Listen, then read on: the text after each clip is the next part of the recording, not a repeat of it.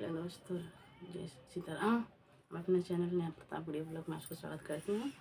एक छोटा सा नटका गीत प्रस्तुत करने जा रही हूँ। उसको कैसा लगे कमेंट बॉक्स में जरूर बताइएगा। खेलत रहे जनक दुआरिया, राम काहे मार्यो नजरिया।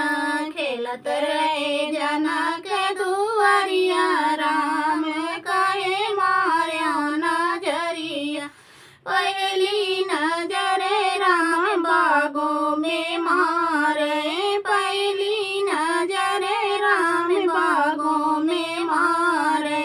बागों में मारे बगीचा में मार, बागों में मारे बगीचा में मारे।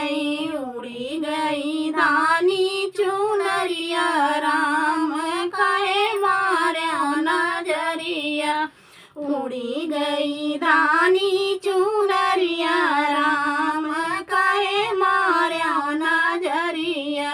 खेलत रहे जनक दुआरिया, राम काहे मार्यो नजरिया।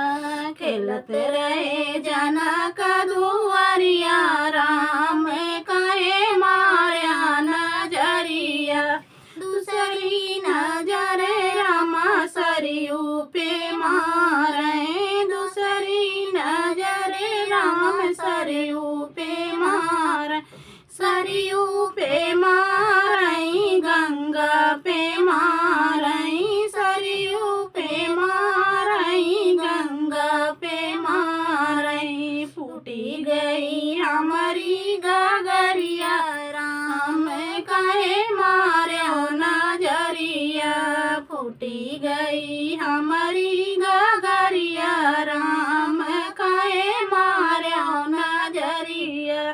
खेलत रहे जनक दुआरिया, राम काहे मार्यो नजरिया। खेलत रहे जनक दुआरिया, राम काहे मार्यो नजरिया।